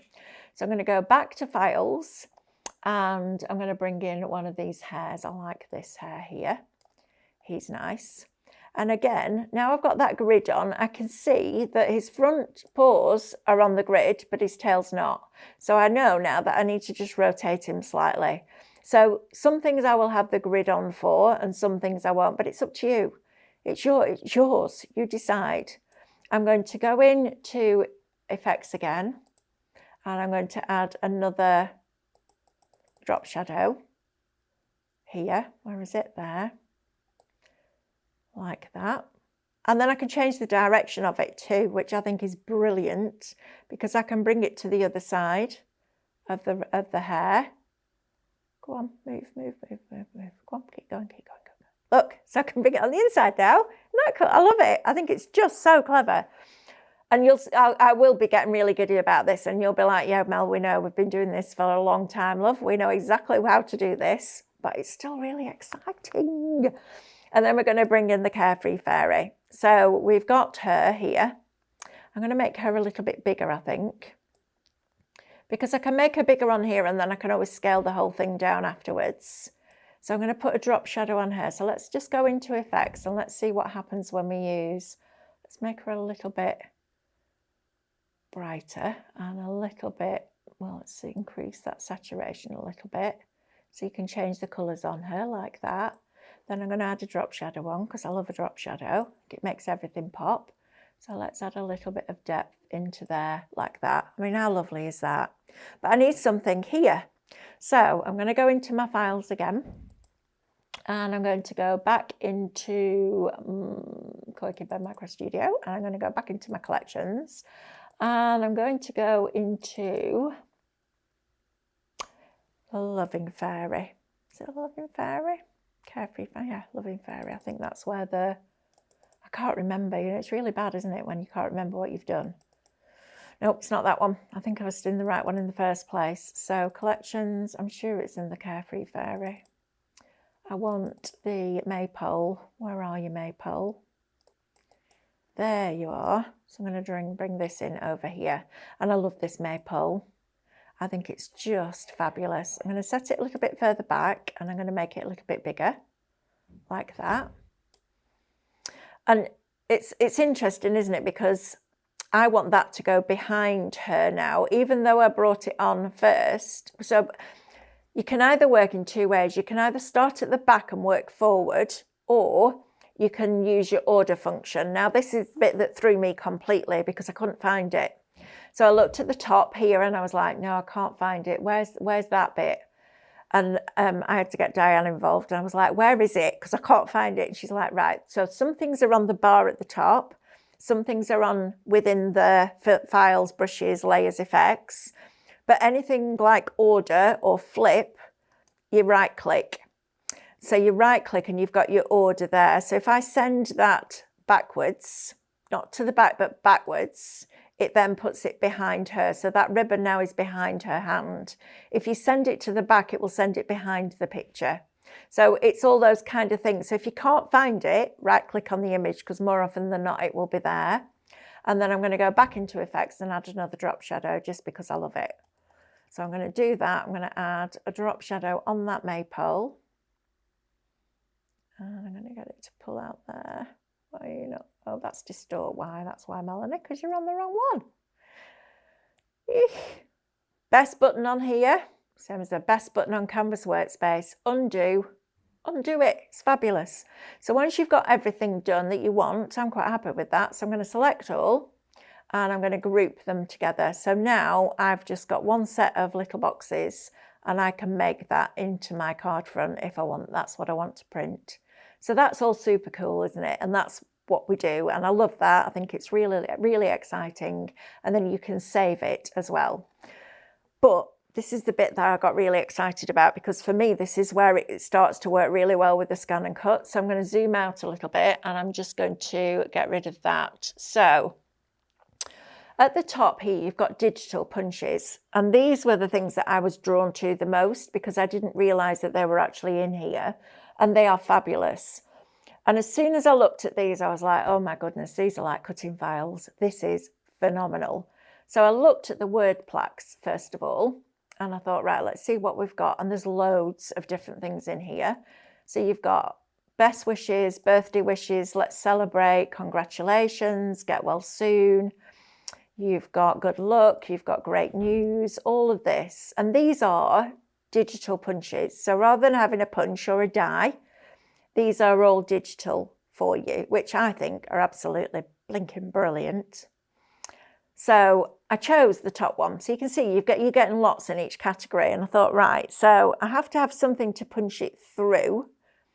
So if I can create a background that's just black, which is what I need to do, I need to create something that's just black, because when you're scanning something in, and any scanner, whether it's built into the scan and cut or whether it's an external scanner, needs contrast to see something. So if I just punched it out of a white background, it's not going to see it because there's no contrast. So I said to Diane, how do I do this? Bless her. So she said, right, the first thing to do is to create the black. So I'm going to go back to home and I'm going to get rid of the grid now so we don't have the grid on. And I have to remember how to do this. So if I go quiet, I'm thinking, okay. So the first thing I need to do is go to brushes. And I'm going to go right down to the bottom corner and I'm going to select it because that's the darkest colour. It doesn't have to be black. It just has to be a good contrast against white. Okay. And then I'm going to set that. So that now becomes my background. I'm going to then save as, this is the cool bit. So I'm going to go in and name it and I'm going to call it, let's do solid black 2, because I've already saved one that says, oh, that's not how you spell black. I put an O in the wrong place and nearly said it then. That was hilarious. I'll let you work that one out yourselves. Or you can go back and watch it and zoom in and see what I nearly said, because that would have been really funny. And then I'm going to drop this down here and I'm going to save it as a PNG in Pro quality because we're going to print this out, okay? So I'm going to save that as, or do I save it as a JPEG? Save it as a PNG.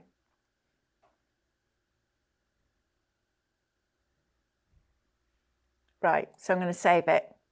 So it's telling me it already exists. Do I want to replace it? So yes. Right, so now what I need to do is go back up here and turn it back to the pale colour. So now I need to remember how to do this bit. So I need to go into my files and up here somewhere, up here we'll say documents.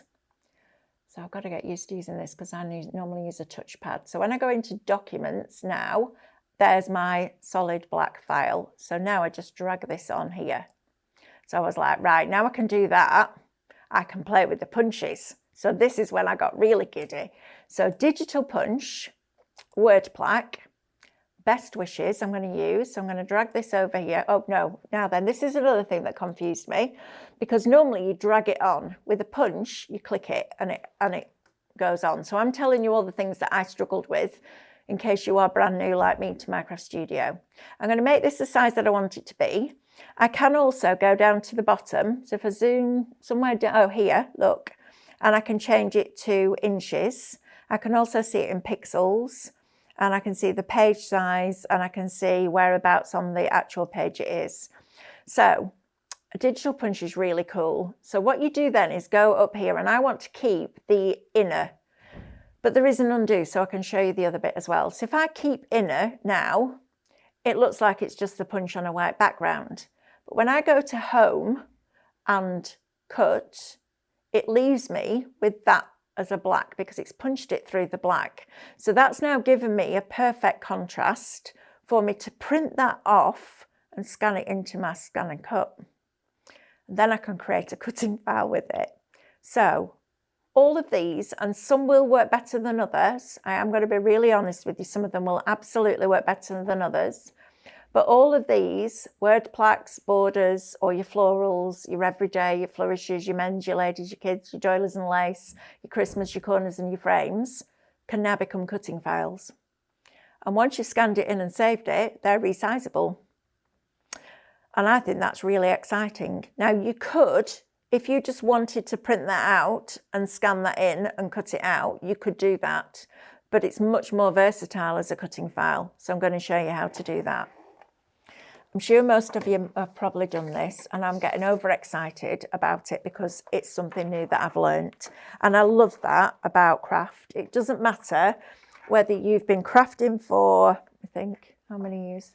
I've been doing something creative for a living, whether it was my floristry, whether it was my miniatures, whatever it was for 35 years. 36 years this year.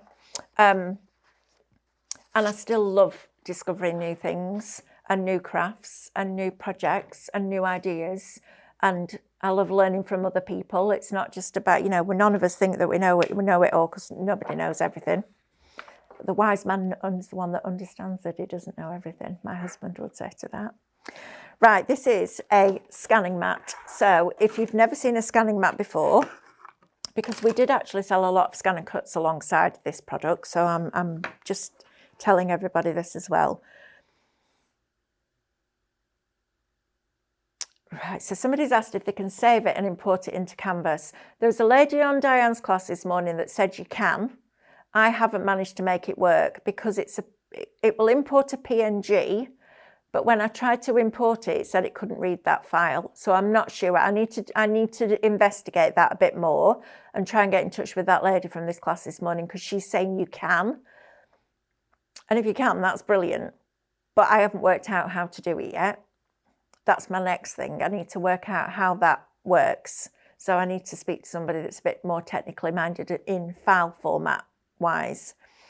But this is how you can do it. So this is a scanning mat, and when you get it, and there is a specific one for a CM and a specific one for a SDX, so just make sure if you are ordering one that you click on the right one.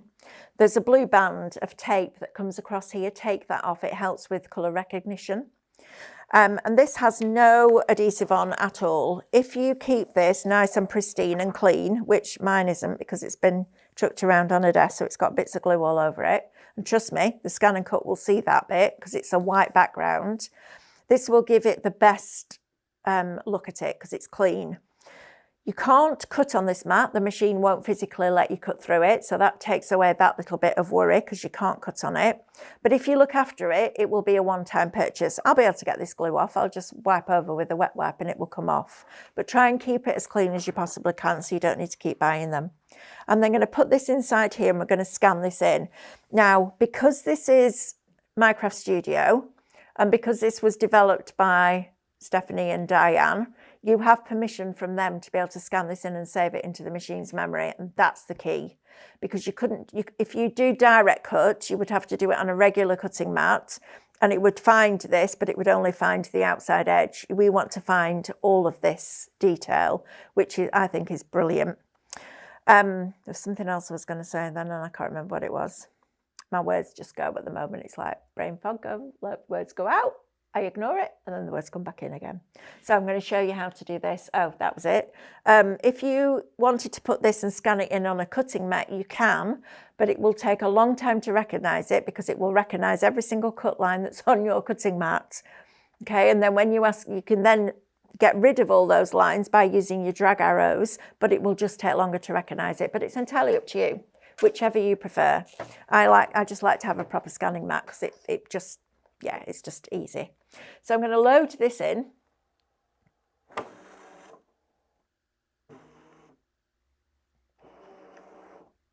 And then I'm going to press home and get rid of that. And we're going to scan, and we're going to scan to cut data. So we're scanning to create a cutting file or cutting information, if you like. That's how I remember it. So scan to cut data. I'm just going to use grayscale, although you can go in and it will recognise up to 20 colours. So you can have it in full colour. But if you're in black and white, the scanner is so good that it will pick up the different colours that are in black. I know, and black's not a colour, but it will come up and it might say 5 shades. Just do it in black and white. It's easier, okay? So press OK and start. And it's going to now go in there and it's going to recognise it. And then I'm going to show you how you find either side of every line. And I know most of you will know this, but we have new people joining us all the time. And I always think it's the same when you're behind a learner driver. When I was learning to drive, I was absolutely terrified. And I'm not scared. I don't get scared by much at all. And I'm certainly not intimidated by much. But learning to drive absolutely terrified me. But now, because I do it all the time, I don't think about it. I just, you just do it, don't you? So it's one of those things that you just get used to when you learn. So direct cut will only ever find the outside edge. So it's found the outside of that rectangle, and it's also found the edge of the paper. So I'm going to, and also, I don't know if you can see all those little marks there? That's that glue that's on my mat. That's how good the scanner is on here, just in case anybody's wondering. Really, really good. Right, so I've got this, and going back to the learner driver thing. So most people, when they're behind a learner driver, get really aggravated because they're going slow. I remember what it was like learning to drive, and I give them the space that they need. And it's the same with this. I remember when I first got this and I had 8 days to learn the basics of it before we launched it to the world. That was pressure. And I always remember that. And I think, you know what? There's always new people, and there's always people that might have learned it and forgotten it. So I'll always cover the basics as well. This one, this little icon here, would find the middle of every line. And that's not what we want. We don't want that. What we want is so imagine this is a die cut now that's on here. So it's the same when you're doing a die cut. So we want either side of every line. So if I click on that now, it's going to find all those areas there. Now, Scan and Cut needs 3 mil to do a complete turn. So to get in, rotate, meet itself and come out. You can, however, especially if you're scanning in something that's quite small, go into this area here, which is called Ignore Object Size. Its default setting is naturally 3 millimeters, but you can reduce that down. But I will reiterate that it needs 3 mil to be able to do a nice tight cut. And it's a little bit contradictory, that, because sometimes when I've designed something in Canvas, and I look at a shape and it's 2.4 mil, but it will still allow me to download it to cut it. If it's something that's really tiny or a tiny line, it'll say some parts will be removed and you don't even notice that they're not there. So it's a bit of a contradiction, but I'm always going to be cautious because I know that especially on a CM machine, if you go too tight, it can take the tip off your blade.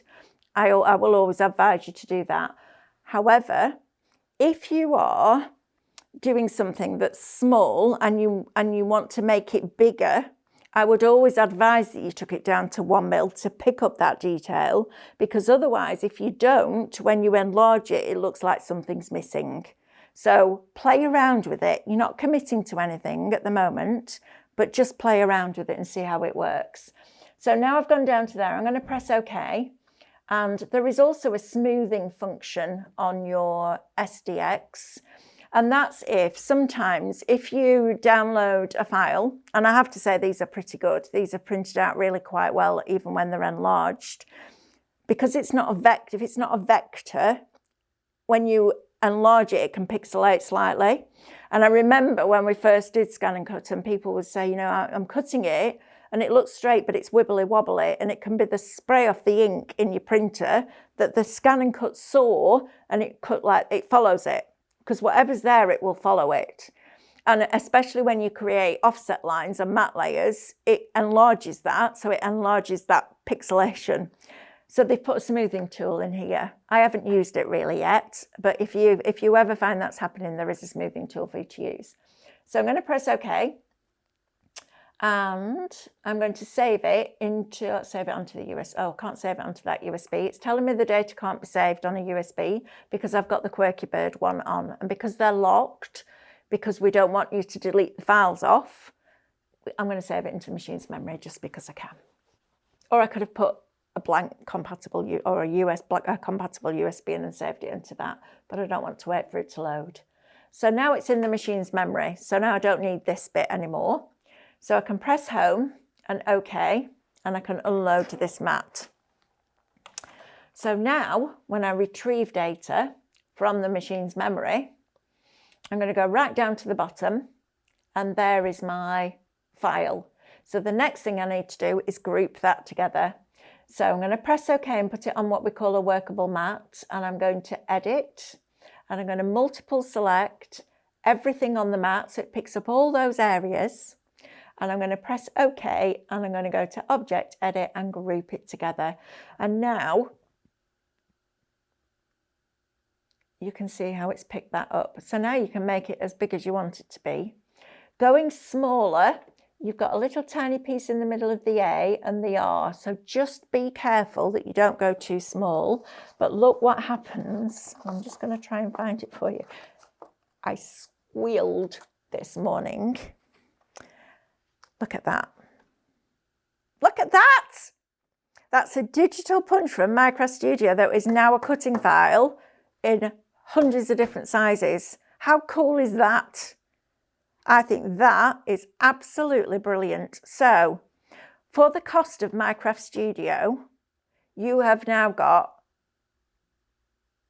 hundreds, I would say, of different things that you can do.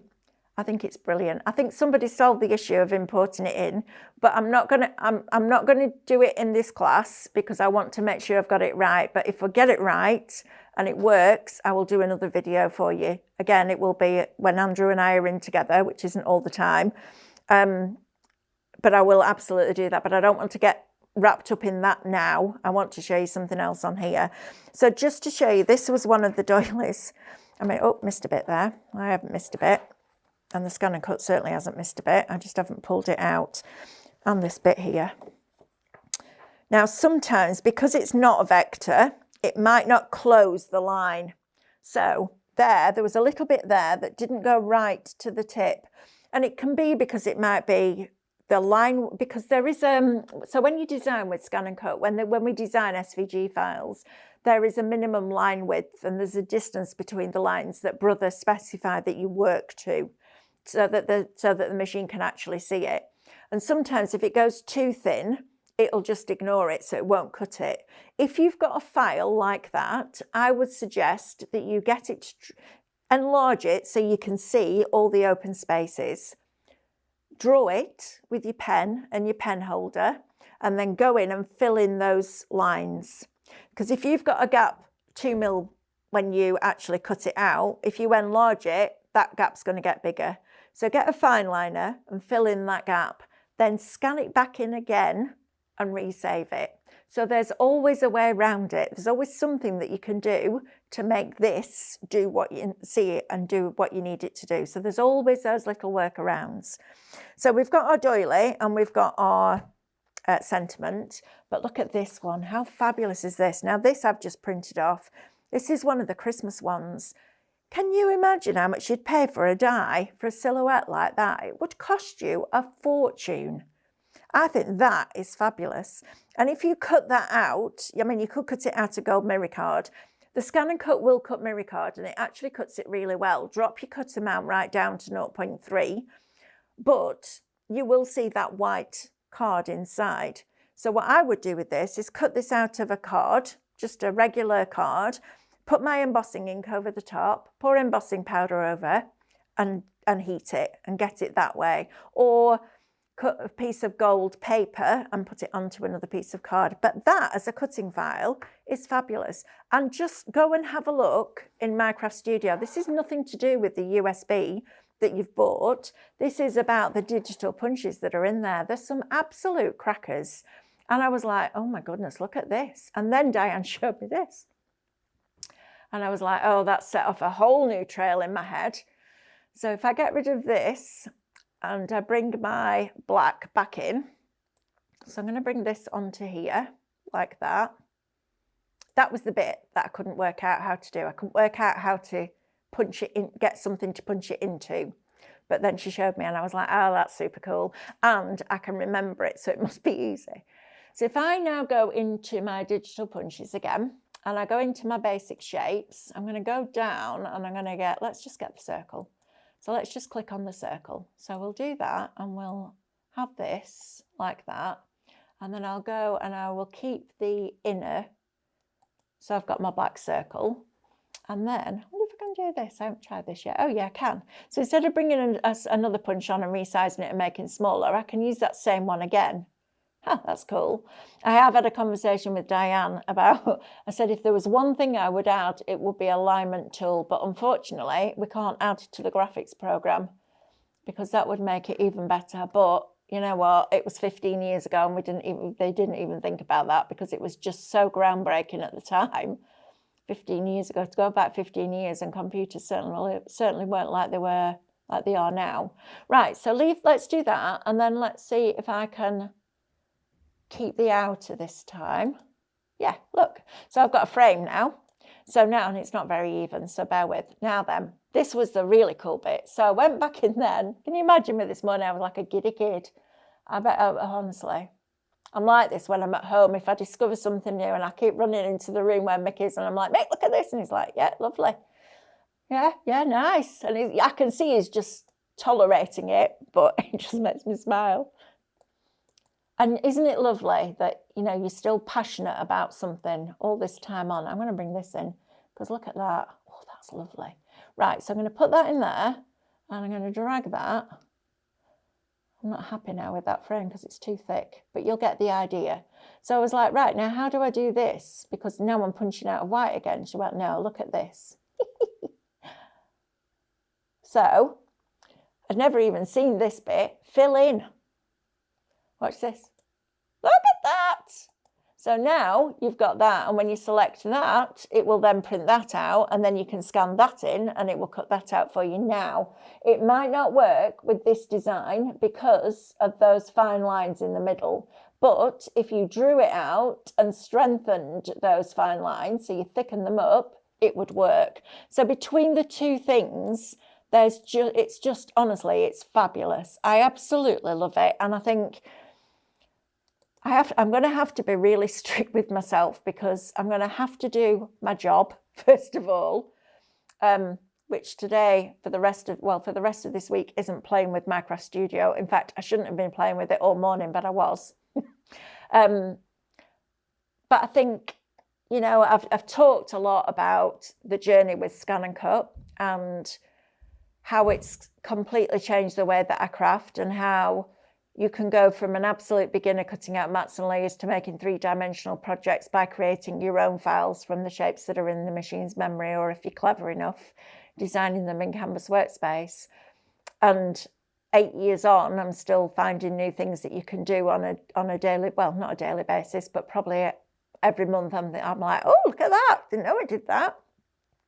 So it's all that. Now you add in something like Minecraft Studio, which I have literally scratched the surface of. You guys are far more advanced on it than I am because you've used it a lot more. But now I can learn that, knowing that when I put the two together, it's just crazy, isn't it? So what I'm thinking is, and I'm just going to do this as the last thing because I haven't tried this, but I'm thinking it will work, is now let's see if it'll work. So I'm thinking it'll work. It might not. And if it doesn't, it doesn't. But unless you try, you'll never know, will you? So if I go back into digital punches here and I go into floral and let's have a look. What do I want? I want something that's quite chunky. So I've got this really bad habit of resting my chin on my, like that, and it drives Andrew crazy because it makes me sound funny. Muffled, so he keeps saying take your hand away, and I find it really difficult not to do that, especially when I'm concentrating. That's my thing. I don't stick my tongue out. I rest my chin on like I'm thinking. Right, so let's just say, let me think about this. Right, no, that's not what I want to do. What I want to do is go back into Minecraft Studio Artwork, and I want to click on Quirky Bird, and I want a collection. Will this work? I don't know. I might be going off on complete tangent here, but I'm going to try it. So let's say we go into the Confident Fairy. No, it won't let me do it that way, will it? Because it won't let me punch it.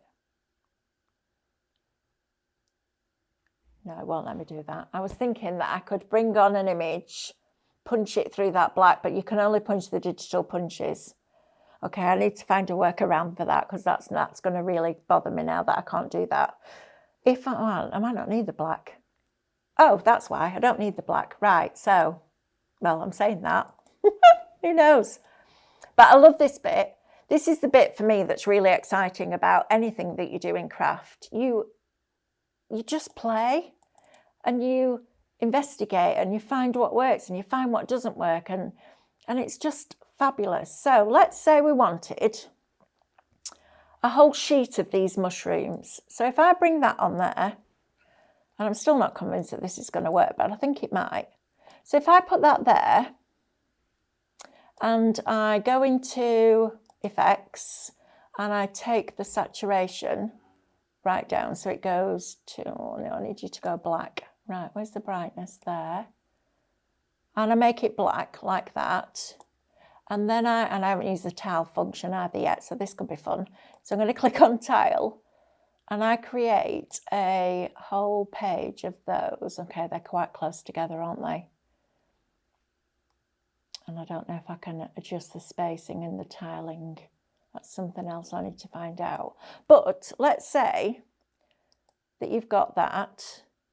If you then printed that off and scanned that in and created a file that found the outside edge of those, which would be direct cut, you would then create a cutting file for that page.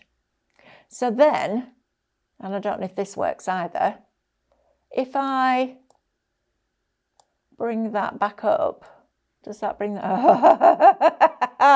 Right, so we said before that this is amazing. Right, we said before that every scanner works on contrast. So it will find most of this, but when it gets to this part here where it's very pale against that white, it might not. But you might want them paler. You might not want to make them brighter or increase the saturation. You might want them really pale, to cut them out really pale, because you might be doing something in sepia tones or shades of grey or whatever. The less colour that's in it, the less likely it is to see it. But if you print it off in black, scan it in, and then print it off again in colour, they're in exactly the same place. So you'll scan the black and white one in, create the cutting file, recall the cutting file, group it together, scan your coloured one in, and they should fit directly over the top. So now, instead of relying on the scanner to find the outside edge, you can create a cutting file by taking out all the brightness from the, oh, this is amazing. Taking out all the brightness from the original artwork, making it black, and then using your scan and cut. I love that.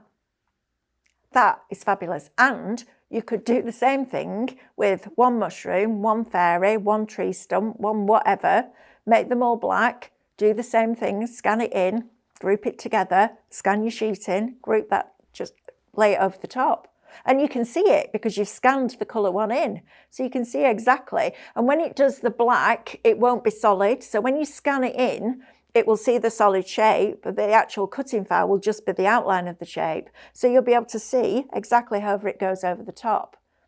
That's really exciting. So go and play and see what you come up with. I'm not going to play with the Canvas workspace thing, I would say probably until next week, because we've got a retreat going on at Doncaster and I have got a lot of cutting out to do. So I'm going to be doing that this week. So I won't get around to it this week, but as soon as I do, we'll put a post out on Facebook to let you know. We'll do a video for you so you can go and watch it, and then we'll work out how it works and what the best way is to do it. But yeah, it's exciting. The two together, I think, are fabulous. So we're just going to recap the codes for you once more. The first one is Mel 10. That will give you 10% off everything Brother on our website until Sunday 28th. Oh, even longer. 2 weeks. Brilliant. So for 2 weeks. And then you've got Floral 20. So you can use both codes in one transaction. 20% off MicroStudio USBs. So that's fabulous. So you can go in, have a look around, treat yourself if you want to. If you don't, just enjoy the class. We'll get it uploaded onto YouTube for you and it will have much more clarity. It's just something that Zoom doesn't like being linked to a computer. But I would like to say a huge, huge thank you to you all, A, for buying the product, and B, for coming on the class. I hope you've learned something, because I never know what level people are at. I kind of can gauge it with Scan and Cut, but with MicroStudio, I have no idea. So I hope that you've learned something. I've had a lovely time. on a selfish point of view, which I shouldn't be, but I am a little bit today because I'm excited about it. So yeah, and I will hopefully, fingers crossed, see you soon. The other thing that we're going to do, as I said, is try and digitise those 2 other collections so you can be playing with them within the next few weeks. And we'll email the YouTube link on Thursday. So you'll all get the YouTube link then as well, which is fabulous. So thank you again. Really appreciate your time, and spending time with you has been lovely. And I will hopefully see you very soon. Take care. Lots of love. Bye.